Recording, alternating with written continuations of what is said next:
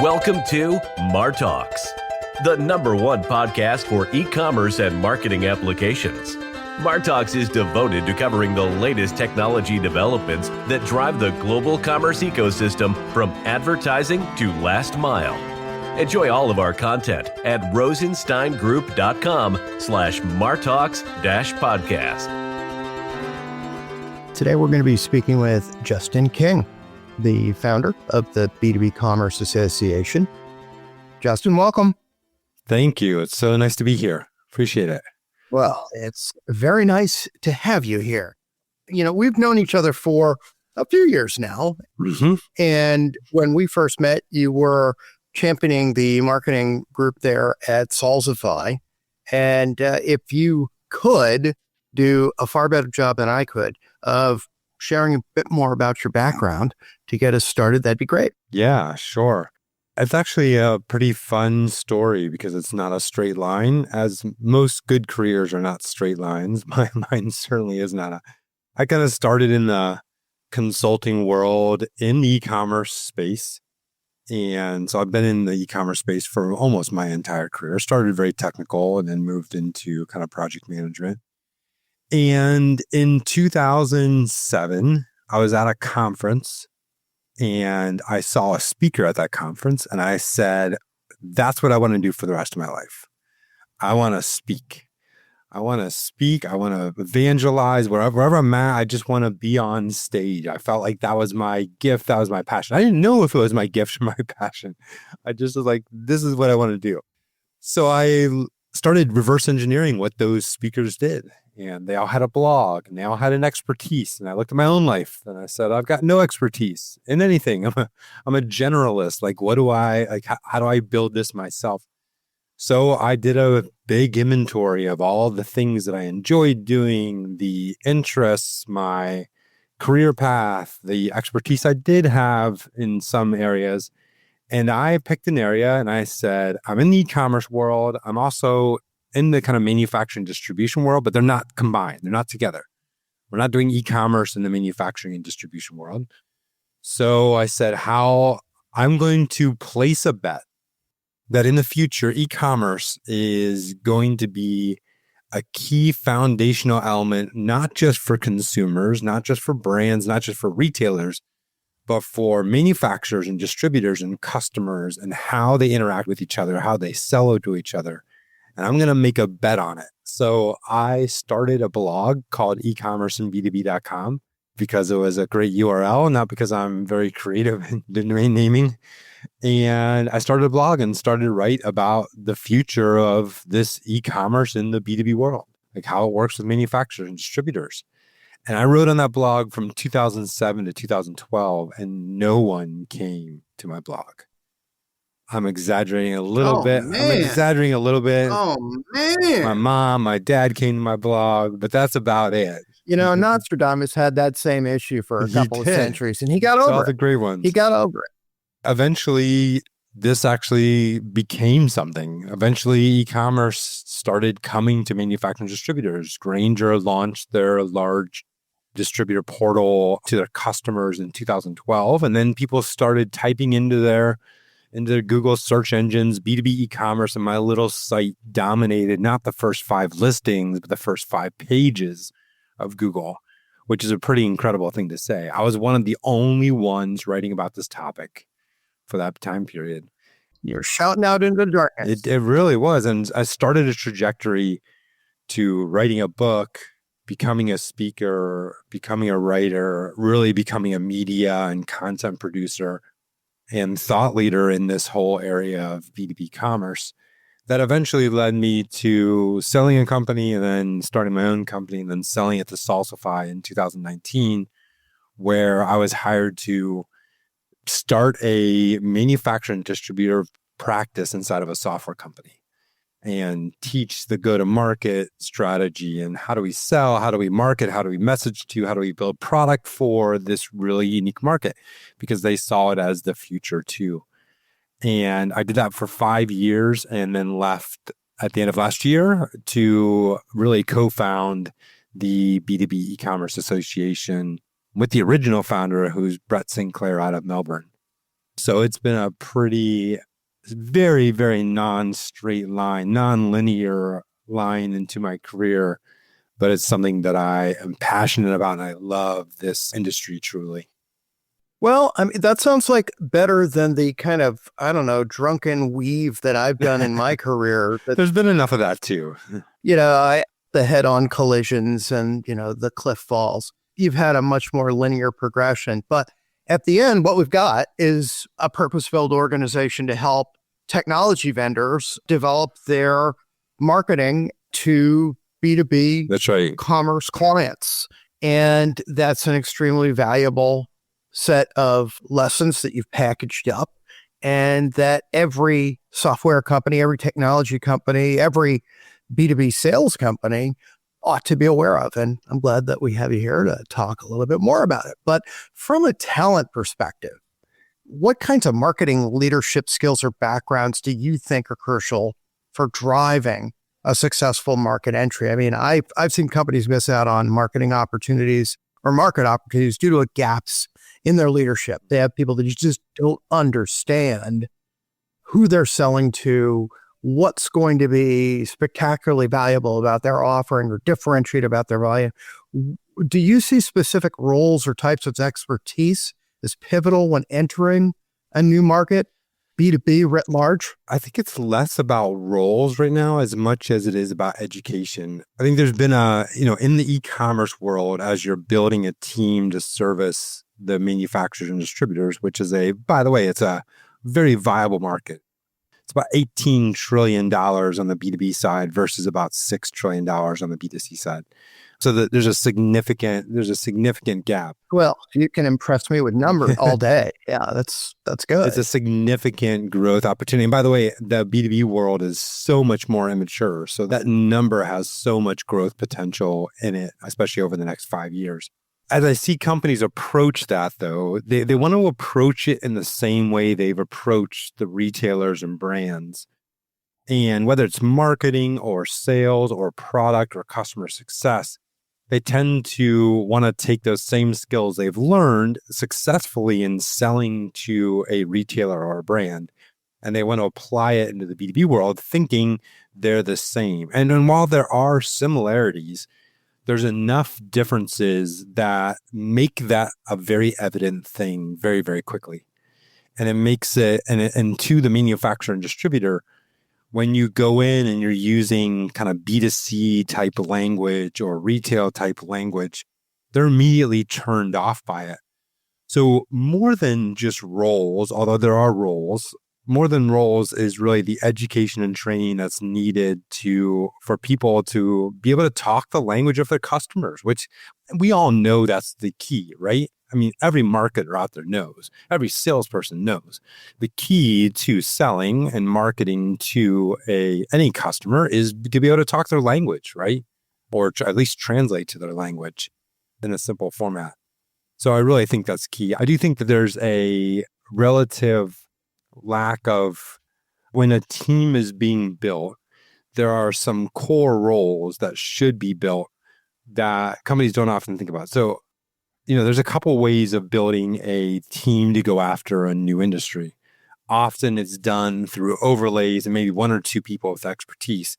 This world is so drastic and so dramatically different than the retail world.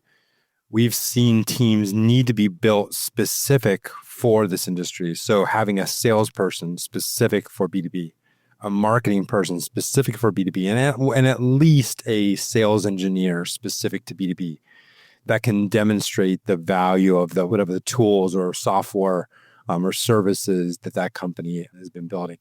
But unfortunately, a lot of companies want to do overlays, and we just haven't watched overlays be overly effective in this market. From large companies to small companies, it's just been a tough way to do it versus building a very purpose-filled team to address this market. Well, as you said, B2B is 3 times the marketplace opportunity. So it behooves a company that's going into that space to bring on board people that have expertise within B2B, gravitas with working with B2B customers and B2B stacks and B2B transactions. But as someone who helps companies find those marketing leaders and sales leaders for their businesses, I often see that the skill sets required for B2B differ significantly from those in B2C. And what competencies do you believe B2B marketers need to most effectively engage with the complex buying groups and the longer sales cycles inherent in B2B software and technology sales? Yeah, I think it's an interesting, the language that's used in this world is just so radically different than the language that is used on the other side. So if you can imagine having a conversation, even simple things like in the retail and brand world, we talk about consumers. And we often, that word consumers is used, it just rolls off the tongue of every sales and marketing person out there, right? Mm-hmm. We talk about conversion rates and average order value and some of these acronyms and things that are so kind of prevalent in the retail world. When we use those words, it's actually a turnoff in the B2B world. We don't have consumers in the B2B world. We have customers. We have clients. We have very complex supply chains that are often multiple layers thick. And these complex supply chains are typically they're not just kind of the fringe use cases. They are the normal use cases. Like complex is normal in the B2B world. So being able to understand that and understanding that is really about really spending time with manufacturer distributors or finding a way to simple things like working with buying groups or associations that feed directly into this, just to be able to understand the language that's being used in this industry, I think is the most critical. Well, that's why I learned French. That's right. I've never been good at language, by the way. Never been good at it. Well, you have to, if you want to transact with people in another country, you need to be able to speak their language. And I wanted to transact when I was a student in France. So you do that. I've always wanted to speak Spanish. I've never wanted to learn Spanish. I think most of the people that I've spoken Spanish with really wish that I could learn to speak Spanish better. Really? Really, yeah. I think they're remarkably patient. But, Duolingo has made me a menace. It's made me a menace. Hey, the new technology is incredible. I'm going to keep on that path. I'm just going to keep on that path until they force me to speak English again. But I guess back to the people here that are required to make this happen, marketers require a set of understandings about the market that they are trying to penetrate, that are trying to sell to. They need that language, and they also need a certain set of skills in terms of building that top of funnel, in terms of understanding what messaging is going to resonate with their core audience. And in your experience, which marketing skills do you find are the hardest to recruit for in the B2B space? I find that companies often struggle to identify marketers who not only have technical expertise, but also think strategically to create scalable programs. Do you find any specific techniques or strategies that are especially sought after in the people you've used to staff your marketing organizations? I think there's some ones that I think are interesting that I think are the most effective, that are really difficult to find. And frankly, a lot of people just don't even think about. I think copywriting is the most underrated thing in today's marketing world. The ability to write interesting, compelling, in the language of the customer, with humor, with story. Copywriting plays into every aspect of marketing, whether it's, writing a headline, whether it's writing a YouTube headline, whether it's doing a thumbnail for TikTok, whether it's the script itself that's incorporated in, that copywriting is so critical. And most companies hire marketers or hire designers, and so few hire people that are copywriters. By the way, when I say copyright, I don't mean that you have to just be in the copy. Yeah. The skill of copywriting is an ultimate skill that can be used in every aspect of your life, right? It can be used in right on. It can be used in your daily with email and just talking to your own leadership, and then of course can be demonstrated. So copywriting. I think the next one is especially people of my generation, we don't understand the marketing and event structure that engages the millennial and Gen Z. My kids, I have 4 daughters. My 4 daughters are 24, 21, 20, and 19. They are all Gen Z. They're entering the workforce. My 24-year-old's in the workforce. She's a sales engineer for a B2B Commerce software company. My other 3 are entering the workforce as well. Their response to the type of marketing we do today is so radically different from it.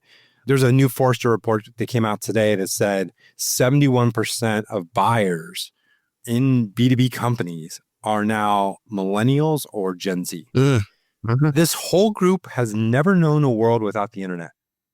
Never known. Like, I'm old enough to remember my first email, and I printed it out and took it back to my dorm room, right? That was such a geeky thing to do. This group doesn't remember any of that. They were just born into it, and it became part of their life. The ideas of short form content, short form videos, the ideas of the non-perfect video that is so captured in the TikTok and Instagram world where it's not highly produced, right? It feels more real life. The idea to create an experiential event that's not just about content and training, but actually creates an experience for people is part of this new generation, and this new generation can't be discounted. And frankly, I think a lot of us, I've myself gotten addicted to the short form videos myself. And so I don't even think it's a generational thing. I think it's a generational influence, not a generational consume thing. And those people that know how to think and kind of tear down the structures of this is how we used to market. This is what our customers want, who they are, what they believe in, and we're going to feed them on the channels that they are instead of having to do it through a traditional model, I think is a very, very undervalued skill. Well, I mean, maintaining currency with trends is always been a marquee skill set. And, when you're interviewing someone, you understand whether or not they're curious. Yep. If they're spending their time reminiscing about the way things were constantly, they're not terribly engaged as the way things are and what we just did. But the technology keeps evolving too, in terms of social listening, in terms of social CRM, in terms of social commerce, in terms of social advertising, short form video, viral marketing. All of these things are playing into the B2B space as well. And you're at the B2B Commerce Association, you're advising companies on selecting their marketing technology, no? Yeah, I mean, it's more than that. It's really helping. So we have kind of 2 groups of customers. One are the manufacturers and distributors themselves that want a community, a place to network, and a place to learn and get great content about how to do their own jobs easier. These are VP of digitals, they're director of digitals at manufacturers and distributors, and they're asking, they live in a lonely place, right? They're often one of just a few people inside their whole company that do this. And it's often a lonely place. They're asking for that connection and that community. And of course, that training to continue to upskill them and give them better opportunities within their organization. Then on the other side, we have the vendors and the software vendors, the agencies, the integrators that are trying to serve this manufacturing and distribution environment and want kind of the opposite. They want to learn, how do I engage with manufacturers and distributors? How do I sell to them? How do I market to them? How do I build product for them? How do I support those customers? And so we're supporting both on both sides. It's a nice flywheel effect, actually. The more manufacturers and distributors we get, the more vendors we get, and the more vendor expertise we get to help those manufacturers and distributors, the more manufacturers and distributors we get. And so it's we really are truly serving both on both sides. Well, it's nice to have one organization that has that much symbiosis in it. I see that there are certain instances where the clients really want to tell the vendors, look, this is what I like. This is what I don't like. That's right. And it seems like you might be providing them just that sort of a forum. But also, when you're the chief technologist at a B2B, at a manufacturer, and you're trying to navigate the landscape, particularly when it comes to adopting the latest technologies and composable, you're going to have more flexibility in terms of how you build your tech stack. You're going to have, instead of one monolithic provider from Hybris, all of a sudden now you've got Commerce Tools and 8 other That's right. SLAs in there for your PIM and for your digital asset management. You want somebody to give you some insight into which pieces are most effective for you. It's not just the vendor. And it's not just me they want advice from. They want advice from their peers, and they want to hear what their different experiences are, right? They want kind of this kind of 360 view around the decisions that they're making. They want to shortcut some of the decisions that they're making, right? And be able to make faster choices, better choices. And then for critical decisions, they want a place to throw around and say, hey, this is the decision I'm making. What do you think about it? How do you support this? And have you made these types of decisions in the past? In the past, those communities haven't existed where you could actually have those conversations. And it's pretty exciting. It's actually something I've tried this 3 times. When I talked about my, non-straight line for a career, there were plenty of ups and downs in that career, plenty of failures. And I've tried to build this community 3 times, and the timing just wasn't right. It just wasn't people weren't used to these types of communities. And now it's just such a beautiful place because people are ready for this. They're active. They're hungry for this type of information and the type of connection, especially over the last couple of years when we saw with COVID. So it's a pretty exciting place to be in. I've been thrilled. I mean, I've been going to, NRF and Shop Talk and Shop.org and IRC and eTail and B2B Commerce Chicago for many, many years. And it's created this awareness that, hey, we can do this all the time online. And we can capture these lessons and share them in a systematic way. So I'm glad that you're taking advantage of, you're playing your part. That's right. Effectively there. And thanks. But let's get back to the sales and the go-to-market alignment. I think that when I have engaged in a search for a CRO or a CMO, and I do a deep needs analysis for why is this open? Why, what needs to be accomplished? We're generally replacing somebody. And it's generally because they weren't talking to their compatriot across the way. The CRO wasn't talking to the CMO. They weren't aligned on what they were saying to the customers, what their strategy was. And when it comes to B2B, alignment is even more important than it is. You have to sing off of the exact same sheet music when you're in sales and marketing. And from your perspective, what traits or experiences do you think that make a marketing executive particularly effective at aligning with their sales counterpart? If we back up a little bit, I think there's always a cultural problem when that happens inside of an organization.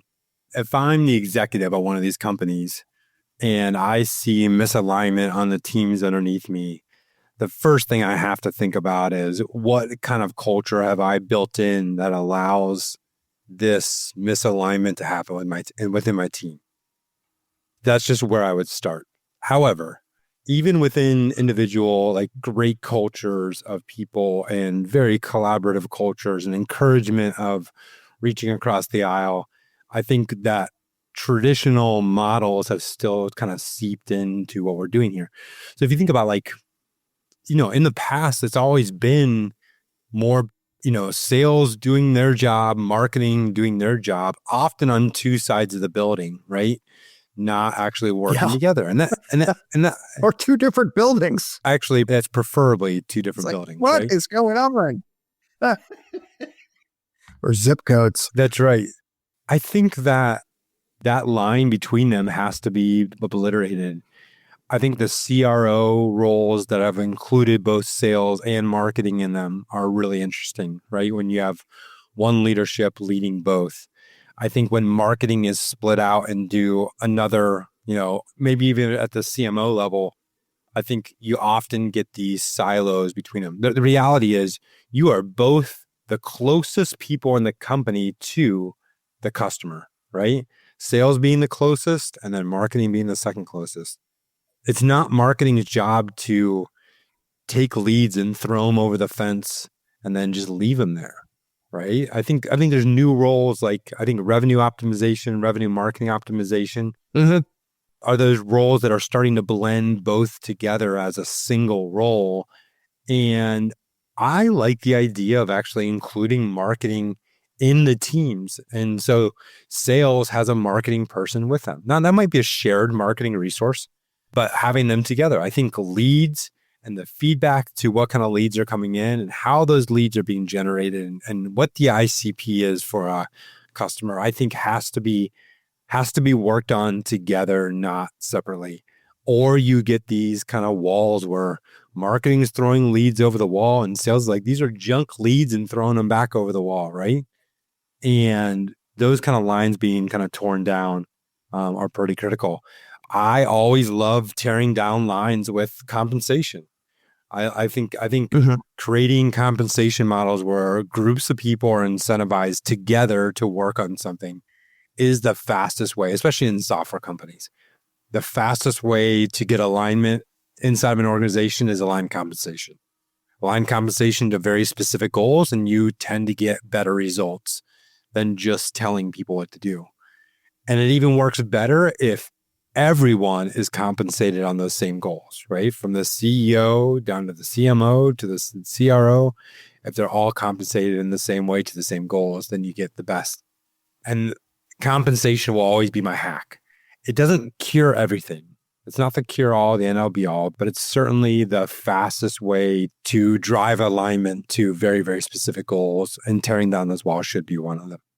Well, I think that, you've struck upon something that's particularly relevant, given what you shared earlier. When a company is a B2C technology or software provider, and they're going to go into the B2B marketplace, they're going to need to hire people that have expertise within B2B, either as a head of marketing for B2B or head of manufacturing. Could be, we want to see if we think that we can sell into the high-tech vertical. So we're bringing the first person from high-tech in here, the first few people from high-tech with a high-tech sales background that have transacted with HP and Apple and that cabal, giving them a shared compensation model that has reasonable expectations. You can't hire a head of sales and say, you have the same ACV requirement for your team as our B2C team. Right. It's just not, you don't know. You're taking a guess. You're shooting in the dark. The same thing with your marketer. You don't know what your CAC is going to be. You don't know how many leads they're going to have to prosecute. You don't know how many steps. You do know that the sales cycles are going to be longer. You do know that you don't have a reputation within that space. So it's about evangelizing all over again. You'd think, well, we've got hundreds of customers. Like, well, it doesn't matter to a hill of beans to the B2B customer if all of your customers before that are B2C. Just like you could have sold hundreds of versions of your software in Europe to an American buyer. It's like, well, I really don't care. It may not work on this side of the ocean. So true. It's the same thing. Well, in terms of, I brought up CAC. So we've got to talk about cost of customer acquisition if we're talking about marketing and what companies should be investing. I mean, it's only fair. But for companies looking to bring in data-driven marketing leaders, are there any KPIs beyond cost of customer acquisition that you see as essential for identifying the effectiveness of a marketing executive? I mean, when I help companies look for a new talent in marketing, it's understanding the metrics that matter can really help ensure that they hire the right person. And yeah, in the B2B world, I think what companies will find is that the lifetime value of a B2B customer is significantly higher than a B2C customer. And understanding when you compare cost of acquisition to value of that customer, you can get different ratios that I think are more important to look at than the actual cost. So for example, your cost of customer acquisition on the B2C side might be lower than on the B2B side, but your potential revenue and profit on that customer is significantly different. And they have to be treated differently because of that. And so I always encourage companies to look at that versus anything else. The time, I think, in the B2B world, you typically, these transactions take so much longer. Anytime you have an educational component to this, right? Where the customer has to be often educated about the decision they're going to make. When they have to be educated, the amount of time it takes to educate them and then the amount of time it takes for them to make a decision is significantly longer.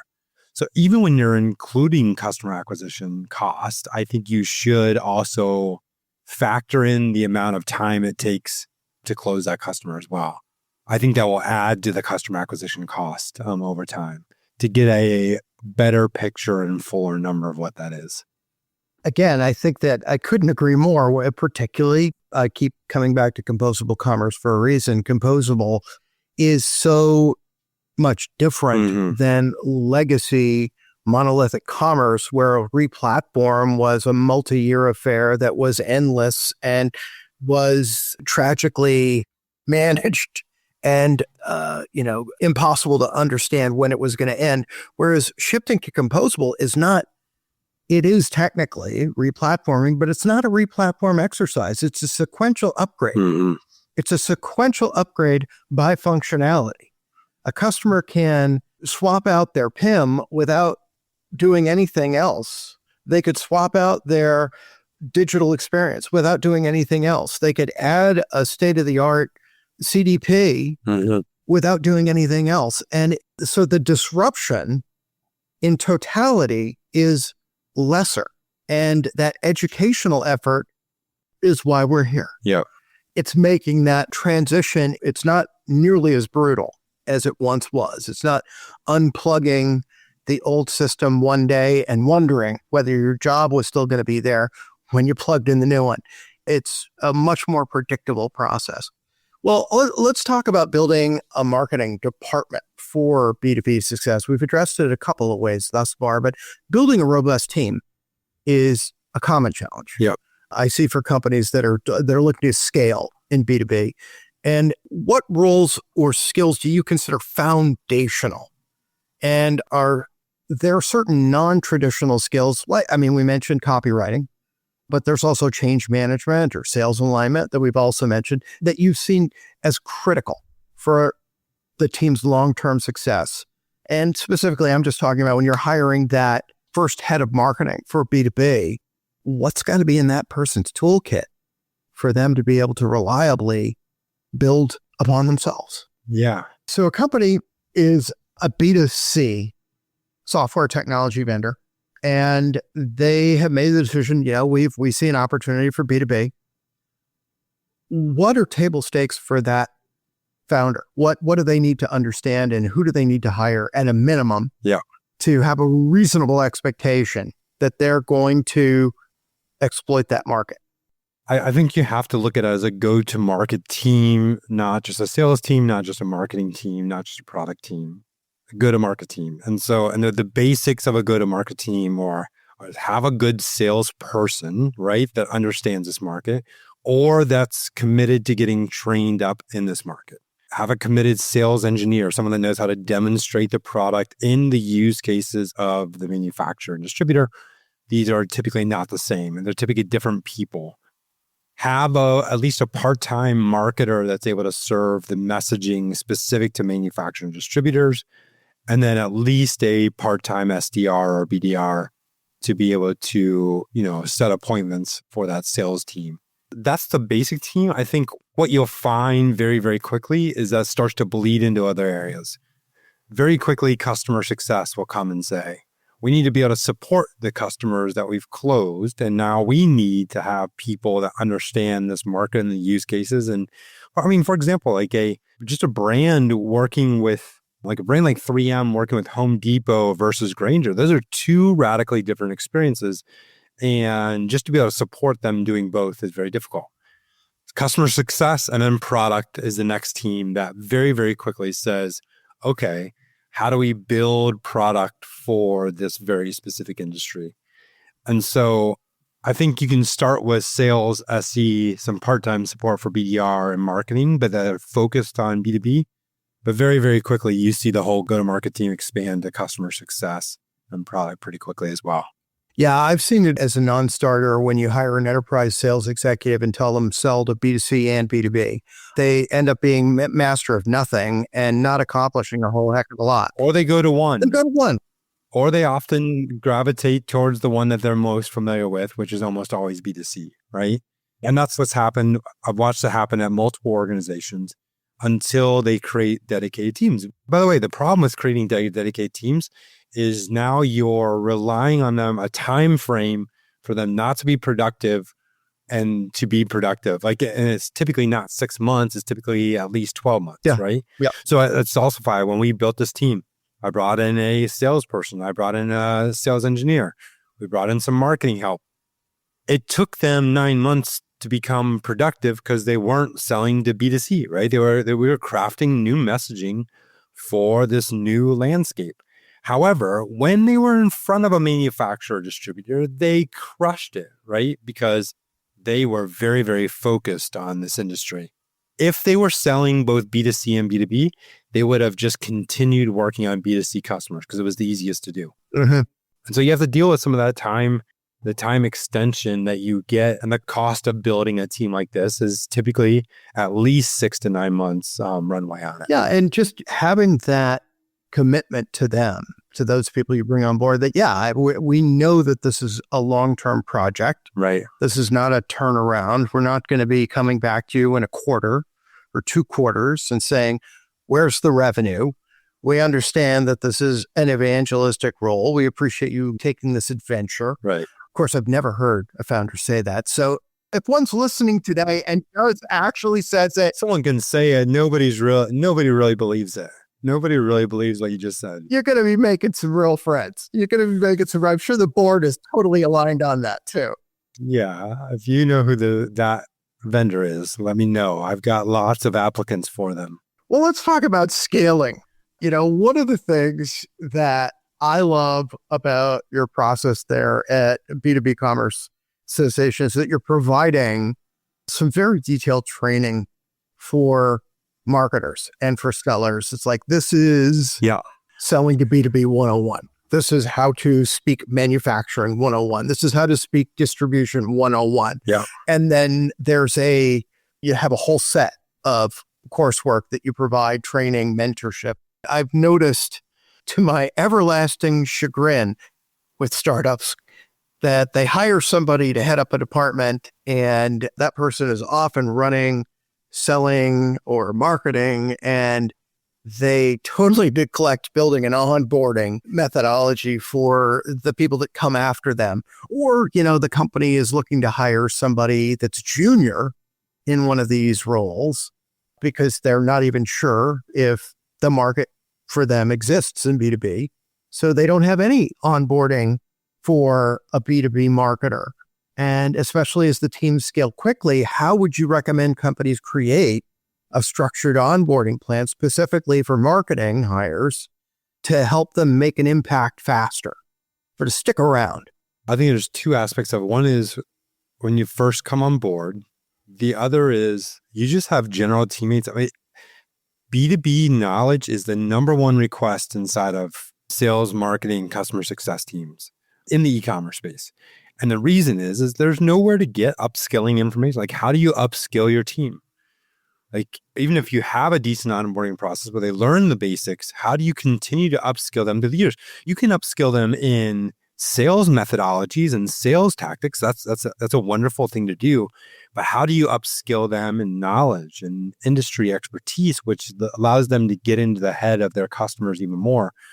And I think having an onboarding and upskilling process, I think, is critical for our organization. So we've created these kind of core courses, and they're not simple. They're not the basics. They are foundational, but they move very quickly into personas and who is the VP of IT at one of these companies? Where do they come from? Like, what's their kind of mentality? What messaging works for them? Where do these guys hang out at? Who are their peers? And where do them and their peers hang out with? By the way, the answers to them are drastically different than they are in the retail world. So to be able to have that information and then continue that education, I just think education every interesting thing that I've done in my life is because I saw it, I read about it, I read a book about it, I watched a video about it, and the light bulb kind of went off for me. And then I got into that thing and started to understand it. And then it opened up a whole nother avenue in my life. And that is no different. I think education, training is the absolute key to all of this. And really, that's the number one, our tagline is advancing the future of B2B commerce through education, because we believe in it that much. Well, making people productive more quickly is the first advantage. Yeah. For having that knowledge set that you offer. But I'd also say, as you said, most of these folks, they're in acquisition in B2B commerce. They're millennials, they're Gen Z, and they have been brought up in an environment where they appreciate that they're going to have to remain relevant, to remain competitive, to remain employed, are going to have to constantly learn, are going to have to constantly adapt, are going to have to constantly That's right. pick up something new. And a smart entrepreneur, a smart founder recognizes that they've got to have as a core value an educational plan and training plan and improvement plan for those valuable folks that they're adding, so that when they join, they are given a plan. This is what you're going to learn. This is your advancement. These are the skills you need to master. This is the language. These are the techniques. And that will at least get you to a position where you could potentially retain your most valuable employees, because these millennials and these Gen Zers who are non-productive for a fairly long period of time after you hire them, once you get them productive, you want them to stick around, and nothing's going to get them to stick around more than feeling like there's a pathway for them. There's an investment being made in them in training. That's one of the most consistent complaints I hear, is that nobody gets trained. Lack of training. Nobody gets trained. Well, it's like, what? That's right. It's a minimal investment compared to the value you derive from it. It is. The number one complaint is lack of training, right? Lack of training how to do my job, lack of continued training to do my job better. I mean, people, at the end of the day, people do want to succeed, right? They want to do better. And how do they upskill themselves? And training education, it has to be good training too. It can't be, we have lots of training in our LMS systems that's just horrible, right? Mm-hmm. And doesn't really get at the core. And I think having good quality training. We just finished, we're about to do our live vendor course in January. And we've just finished kind of the foundations, the B2B Commerce Professional Level 1. And right away, I've sent it off to a learning company and said, start rewriting it, because we want to write this and continue to improve it to help people actually understand it and learn it. And, we just released it and we're already starting to work on version 2. And I think that's a pretty incredible thing. Well, I really appreciate you having created this essentially professional university, professional community for B2B marketers, and for all those founders out there that by trade, by background, are not marketers. And you want to hire the best and you want to retain them. You need to give them access to a mentor, to a community. This is a great opportunity to do so through the B2B Commerce Association. And I encourage you to get involved, to get engaged, so that your teams get the value, make a contribution at the same time, and you get to know much more about your target audience and develop some potential relationships with them as well along the way as a result. So Jason, thank you so much for joining us today. I really appreciate it. And I look forward to speaking with you again in the future. Thank you so much for having me. It's always a pleasure. Thanks for listening to MarTalks, the #1 podcast for e-commerce and marketing applications. Be sure to subscribe wherever you listen to podcasts, and while you're at it, leave a rating and review. To find out more about how the Rosenstein Group can help you find the right leaders for your client development teams in MarTech and e-commerce, please visit our website at rosensteingroup.com.